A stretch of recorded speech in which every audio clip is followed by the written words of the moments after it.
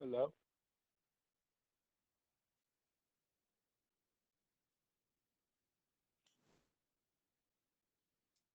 Mr. Chairman, we are on the record.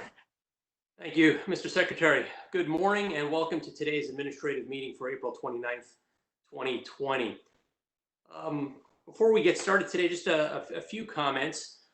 Obviously, as our stay-at-home orders continue, many of us have the luxury of working from home. However, the fact is that many do not, and a lot of focus has been placed on our hometown heroes, including our medical profession staff. A lot of staff that don't get recognized, we're beginning to see the value of, including grocery store folks, the Amazon delivery and postal service people. But I'd like to just, on behalf of the commission, thank folks that we regulate, the taxi drivers, the Lyft drivers, and of course, all the utility workers who are out there every day, making sure that the gas is flowing, that our power is on. I think sometimes we don't really figure out who is an essential employee. And if there's one thing that this pandemic has changed, I think we do now know who are the essential employees among us. So our thanks to the utility workers and to the for hire service personnel that the Public Service Commission regulates. We thank you for your service. Let me turn it over to Commissioner O'Donnell for any opening remarks. Thank you, Mr. Chairman. I just was going to go down that exact same path to thank those who don't seem to be thanked in the news media, who keep our lights on, who keep our water flowing, who keep our gas flowing, and who give us transportation and telecommunication services. And I know what it's like to operate even an emergent generation plant, or at the time it was a regulated plant, but to be in the confines of a plant when it's not the best of conditions in the environment, storms and otherwise, those are essential services that have to continue, that we kind of take for granted when we flip the light switch on. But it's all the people that support that as well, the supply chains, the distribution and transmission folks who are out there, repairing stuff and keeping stuff on. We're due to get some storms coming through here, and they'll be out there at risk. And same with our RTO folks who keep the regional transmission grid intact and in small confines of control rooms and distribution rooms. So I wanted to add my thanks to all those folks who work in our sectors of purview and who do a yeoman's job in keeping our services going. So thank you to all who are listening. Thank you, Commissioner. I think enough thanks. As we get going again, we're on the WebEx platform this week, so if you're not speaking, I would ask that you just mute yourself until the appropriate time when we call your item. At this time, I'd like to take a roll for approval of the minutes for our April 22nd, 2020 meeting, and the vote begins with Commissioner Richard. I vote aye. Commissioner O'Donnell. Aye. Commissioner Linton. Aye. Commissioner Herman. Aye. Thank you. The minutes are approved. Mr. Secretary, the consent agenda, please.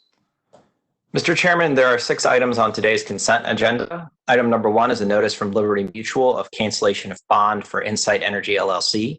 Item number 2 is Energy Advisor Solution LLC's application for a license to supply electricity or electric generation services in the state. Item number 3 is Point Broadband Fiber Holding LLC's application for authority to provide facility-based local exchange telecommunication services.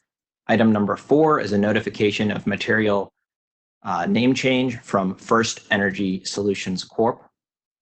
Items number 5 and number 6 are negotiated contracts from Sandpiper Energy, Inc. Mr. Chairman, staff has also informed me that they have supplemental comments to provide on item number 4. Okay, thank you. We'll get to that in a moment. If commissioners have any questions on these items, we'll start with Commissioner O'Donnell. Thank you, Mr. Chairman. I had a quick question on item number 4. If staff is prepared to answer a question, I know they're prepared to present additional comments, so they should be available. I don't know who that is. Is there somebody from item 4 that can speak up? Good morning, Chairman, Commissioners. Michael Jang on behalf of staff. Good morning, Michael. Good morning, Mr. Jang. I wanted to ask about the cancellation of the bond and the establishment of a new bond. My understanding is they have certified that they've taken out a new bond in the company's new name. Is that correct? Yes, that's correct. So my question is, what happens to the old bond? Do we have to approve the cancellation of that old bond, or does the surety company simply take the word of the company that it can be canceled? How's that work? I believe that the surety company will send in a bond cancellation, and then we can process that later. Yes. Okay, so we'll see it in admin. It'll probably be a consent agenda item. Yes, that is my understanding. Very good, sir. Thank you. No problem. Do commissioners have any additional questions for this item or any of the other items? Oh, Mr. Secretary, you said there was another update on item 4. Yes, Mr. Chairman, I believe staff had supplemental comments. Good morning, Mr. Chairman and Commissioners. I am Catherine McErlin on behalf of staff. For item number 4, staff would like to make a verbal change to the applicable law section. Okay. Starting on the 4th line, where it starts with additionally and reads, as part of the Commission's June 6, 2019 letter orders approving the company's applications to become an electricity and natural gas supplier, the company was reminded of its obligation to notify the Commission within 30 days of any substantial changes to the information contained in its applications. We would like to make the change to the letter order date approving the company's application to March. So replace June 6, 2019.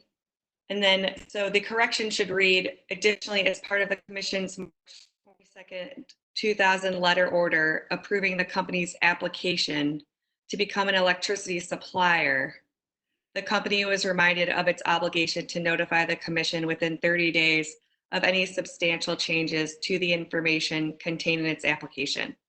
Great. So simple enough. We're just replacing the date there. Thank you, Catherine. Was there anything else? No, that was it. Thank you. Thank you. Did any of the council for this item wish to speak based on Commissioner O'Donnell's question or staff's update? This is Mark Keeney. I'm an attorney outside counsel for Energy Harbor LLC.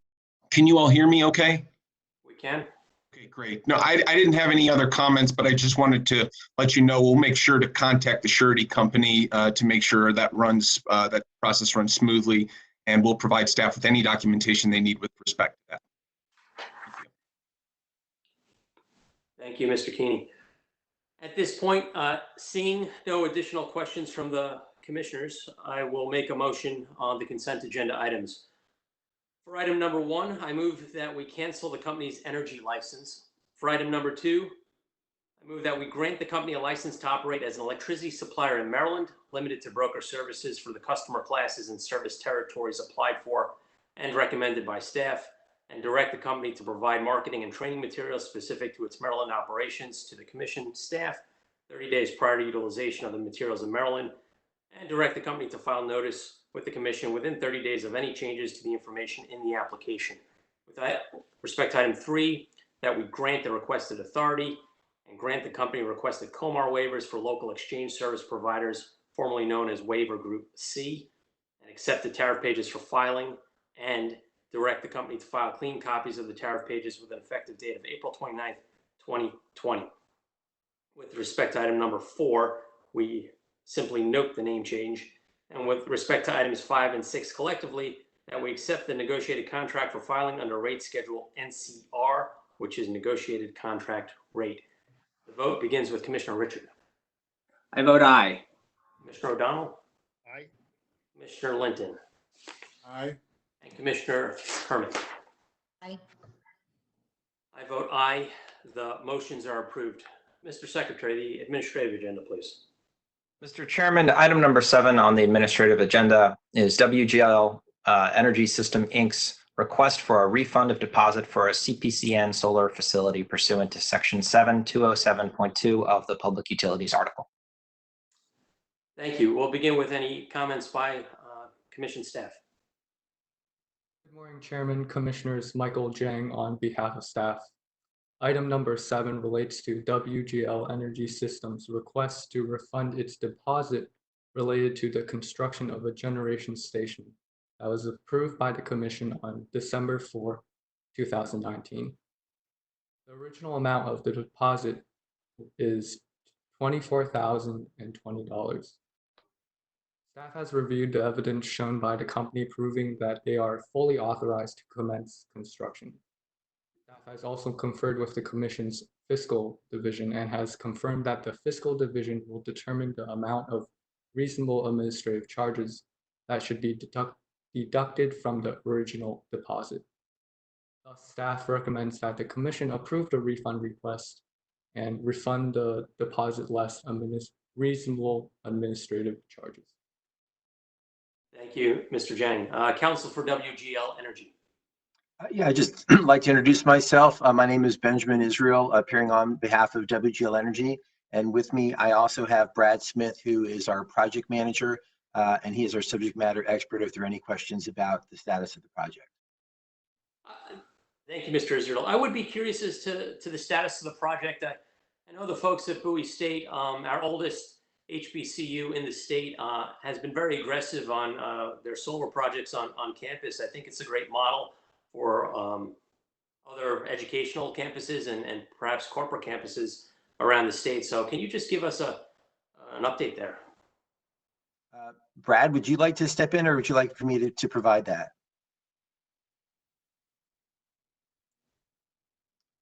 Unfortunately, I don't see Brad. I don't hear Brad. So I'll happy to give you an update, and that is WGL Energy Systems actually recently divested itself of over 300 megawatts of distributed generation. We sold to a company called Terraform, and that was a transaction that closed back in September. There were a number of other assets that were still in construction at the time, including this project. It's the second phase of a project at Bowie State. We also have a solar project at the University of Maryland at Shady Grove campus off of Shady Grove and Route 28, Montgomery County. And both of those projects were recently sold to a company called Madison Energy Investments. It actually is the development team that developed those projects while those folks were at WGL Energy. And these are all incremental projects to projects that we already had at Bowie State and with the University of Maryland at College Park. So those are sort of we're part of a growing portfolio of projects that we had in the commercial industrial space with university customers. Both of these two projects have passed their substantial completion phase.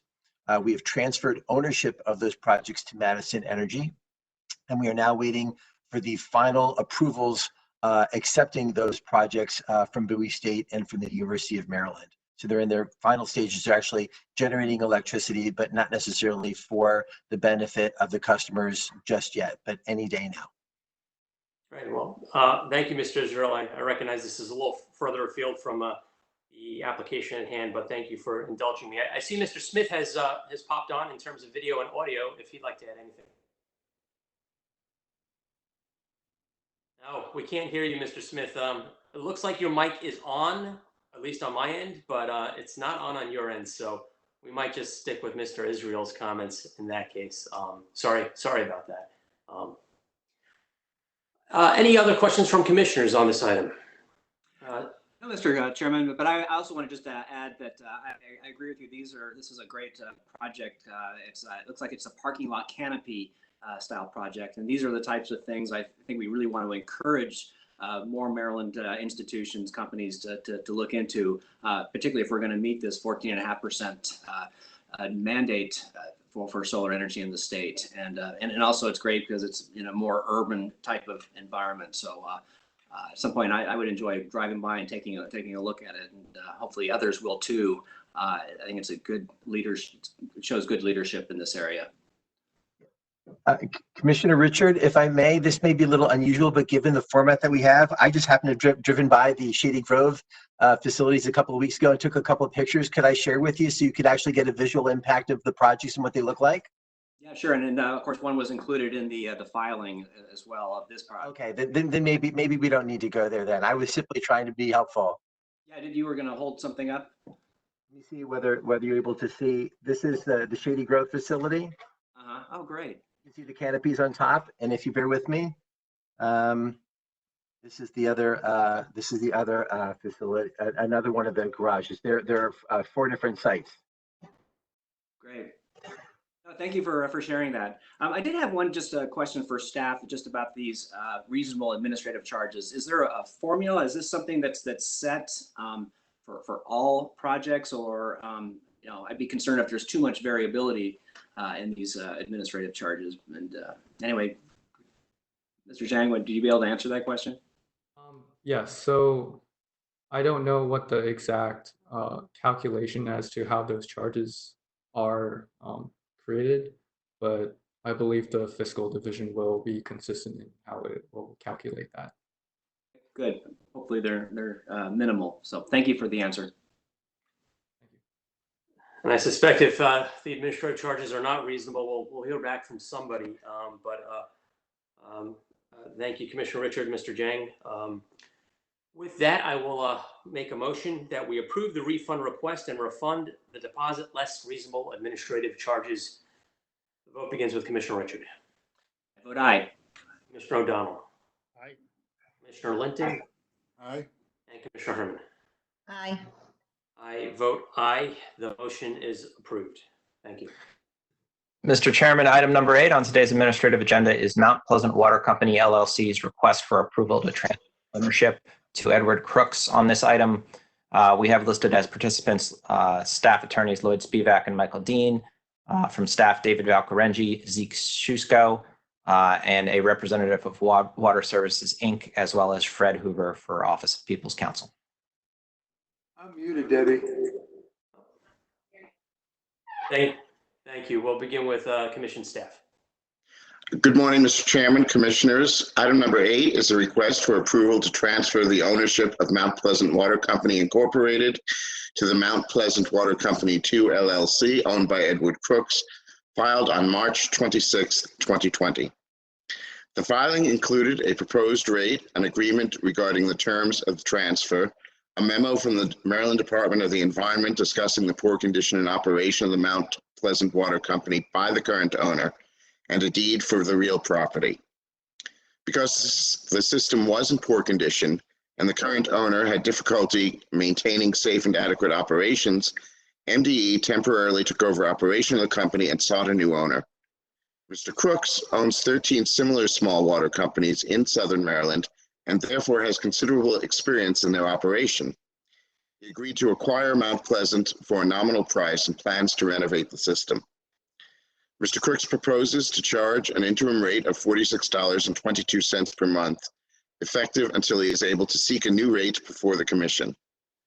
Public Utilities Article Sections 6-101 and 5-203 require prior Commission approval for the transfer of stock or other ownership interest in a public service company, while Public Utilities Article Section 5201 requires Commission authorization to exercise a water system franchise, and Public Utilities Article Section 5-202 requires Commission authorization to transfer a water system franchise.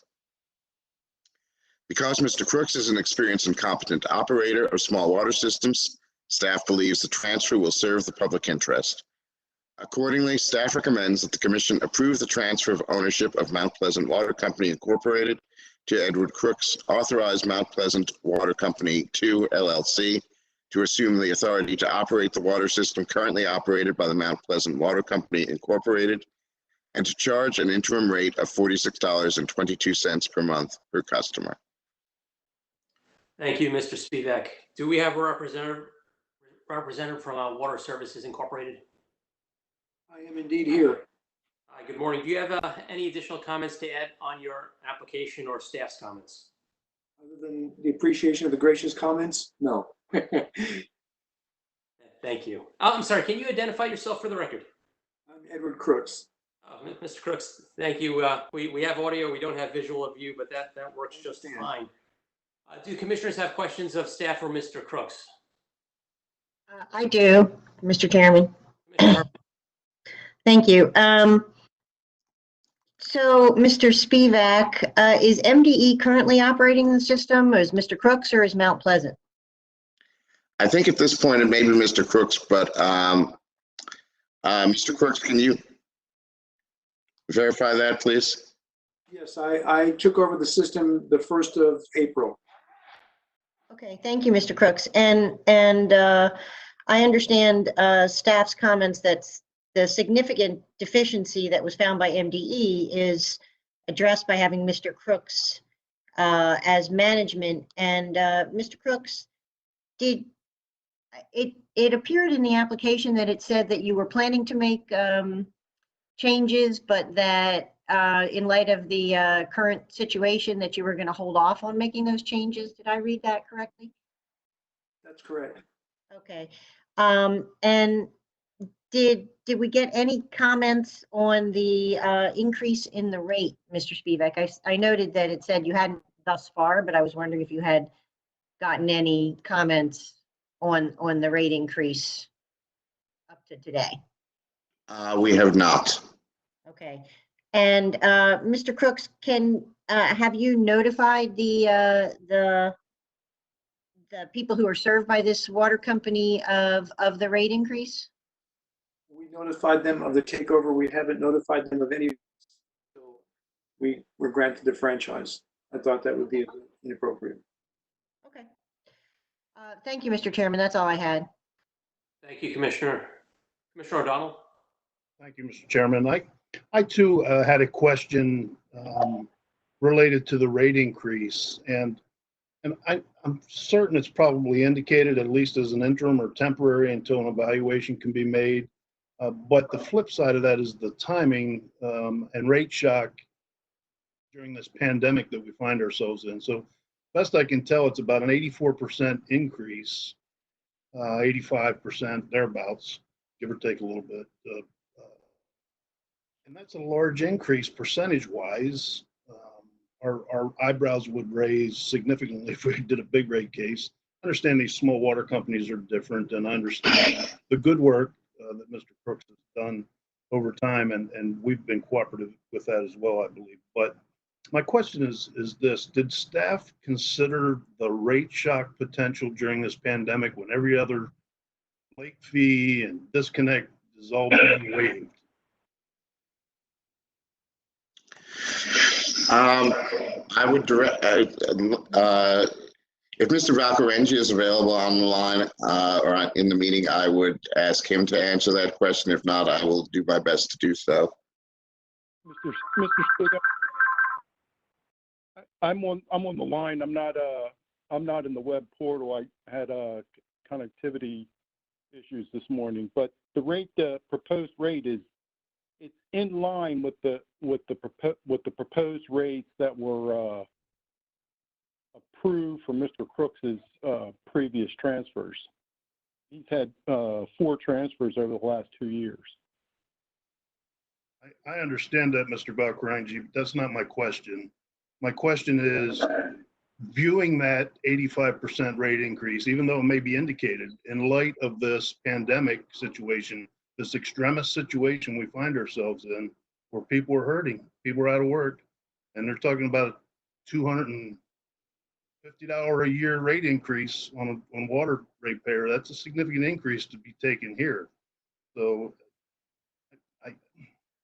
my question is, did staff consider the rate increase in light of the pandemic, not just what we've done historically?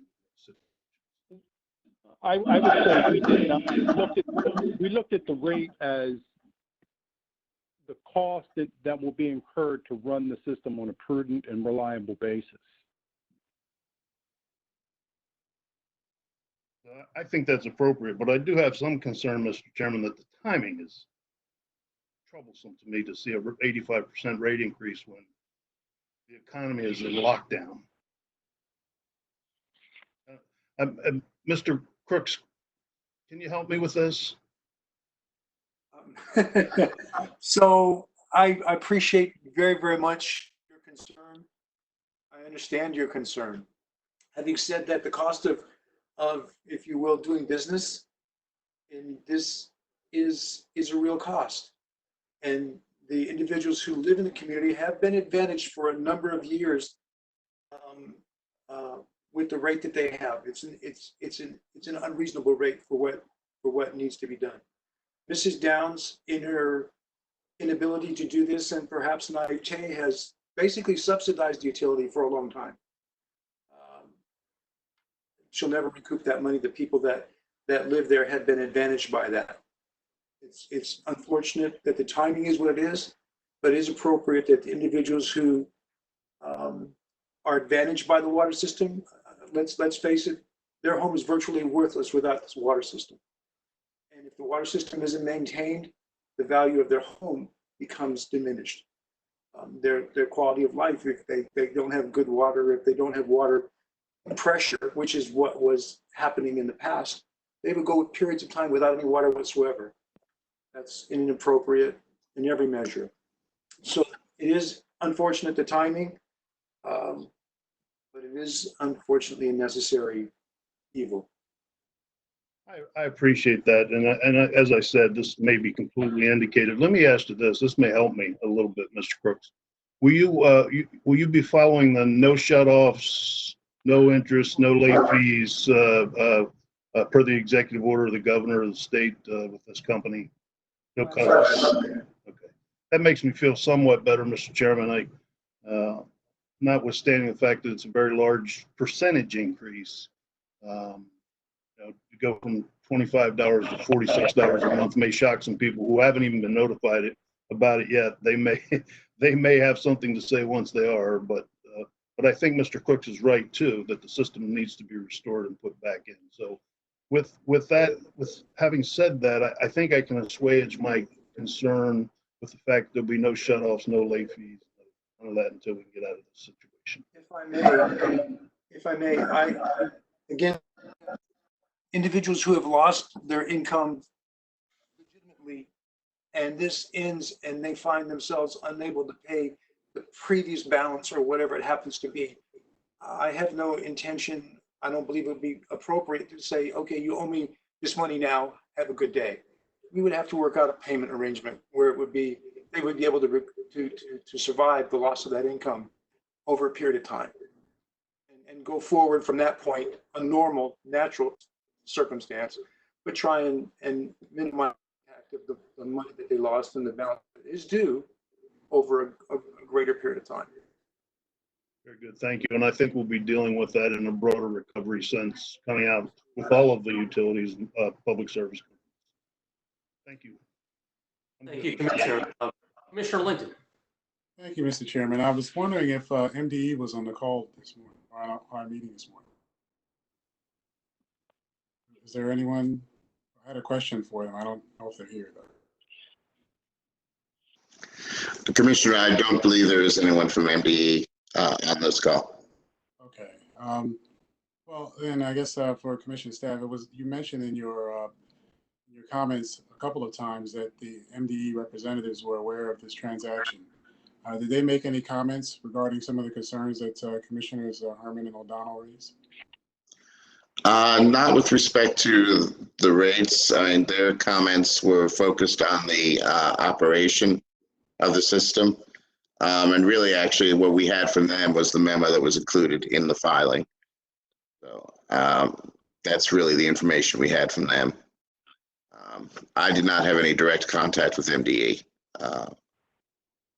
Mr. Valcareggi or Mr. Sushko might have. I have had no contact with MDE regarding this filing. And the only information I've seen is the memorandum that MDE had previously submitted. Okay. All right. Thank you. Thank you, Mr. Chairman. Thank you, Commissioner. Mr. Chairman, can I do a follow-up? Yes. Are there any notice requirements? And I know Mr. Crooks told us he didn't notify because he didn't want to notify before he had franchise. I understand that. But normally if we do a rate increase, there's all kinds of notice. There's public notice. There's many forms of notice. There's no notice here. It's still gnawing at me. We may get some complaints coming into our complaint department if there's no notification, all of a sudden the rates go up. Has anybody thought about that at the staff level? Normally, I think the notification would generally come from a tariff filing. I mean, that's normally, for example, how the utilities do it. In this case, the notification, such as it is, since the company doesn't have an actual tariff, is the filing itself, which does include the rates, but beyond that, no. Yeah, the normal notification process is public advertising in newspapers, which is certified for a base rate case. And there's none of that here. This is just. That's correct. That's correct, Commissioner. I mean, and that really has to do with the fact that we don't have an actual base rate case docketed for this proceeding. So normally, the rate increase notification that comes in that does come in the context of a rate case. And, you know, as we said, eventually we do expect there to be a rate case for this, but given the exigencies of the circumstances with respect to a takeover here and the transaction between Mr. Crooks and the owner and and the contacts between them and MDE, there's not that opportunity. I probably would be less concerned if we weren't in this situation, this terrible situation we find ourselves. So, but all right, thank you. Thank you. Seeing no additional questions. Mr. Chairman? To make a motion at this point. Mr. Chairman? Yes. Can I just ask a question? Oh, Commissioner Richard, sorry. Yeah, I'm just interested to know, given the kind of the future where we're going with the Southern Maryland utility. Now that it's now a 13 company, I guess, utility you'd call it. How will the 2017, and I believe it was 2017 legislative act that made some changes in Maryland on water companies possibly impact this region of our state, and particularly with single tariff pricing and fair market valuation of acquisitions? Mr. Spivak, could you help me understand, is this company, and also in the staff filing, it mentioned that a review of the rate of the 9 water companies owned by Mr. Crooks using the simplified rate procedure for small water companies was recently requested and is currently pending. So are we beginning to looking at consolidating all these utilities and just having a single price and having the various utilities bring up the whole system to a standard level? Anyway, Mr. Spivak, if you could enlighten me on that, I'd just be interested to know. All right, Mr. Valcarendri may be able to say a little more, but I can tell you Mr. Crooks has put in a request that covered 9 of the water companies, which were the companies he owned prior to about 2 years ago, which is when this first started. And it has been, the review has sort of been proceeding in fits and starts, but it is ongoing. And I think our intention or expectation is that when that review is complete, then we will turn to the remaining companies and probably conduct some sort of review of their rates as well, in keeping with whatever the outcome is of the one that is currently pending. Beyond that, yes, it is taking place or affected by the legislation that was passed 2 years ago that allows that consolidation. That's why we're looking at all 9 of those companies at once. We're not sure clearly how it's going to play out with respect to the remaining companies that Mr. Crooks owns ultimately, but there's likely to be consolidation there as well. Okay. And is the fair market evaluation, is that something that has to be done at the time of acquisition, or can that happen post-acquisition? As far as, looking at the company and right now it has a rate base of 0, but it's my understanding, and again, I don't really know a lot about how the water rules work, but it sounds like our law allows to look at a fair value and put that into rate base. Is that something that Mr. Crook is eligible to do with this acquisition and other acquisitions? I believe so, but I think I would like Mr. Valcarendri to respond there. I'll stop with these questions, but thank you. Okay. Thank you. Are there any other questions? Hearing none, I will make a motion at this point that we approve the transfer of ownership of Mount Pleasant Water Company to Mr. Edward Crooks and authorize Mount Pleasant Water Company 2 LLC to assume authority to operate the water system currently operated by the Mount Pleasant Water Company Incorporated and to charge an interim rate of $46.22 per month per customer. The vote begins with Commissioner Richard. I vote aye. Commissioner O'Donnell. I with some concerns, Mr. Chairman. Commissioner Linton. Aye. And Commissioner Herman. Aye. I vote aye. The motion is approved. Mr. Secretary, any additional business today? Mr. Chairman, there are no further items on today's agenda. Thank you. With that, we will adjourn this meeting. Have a nice day. Thank you, Commissioners.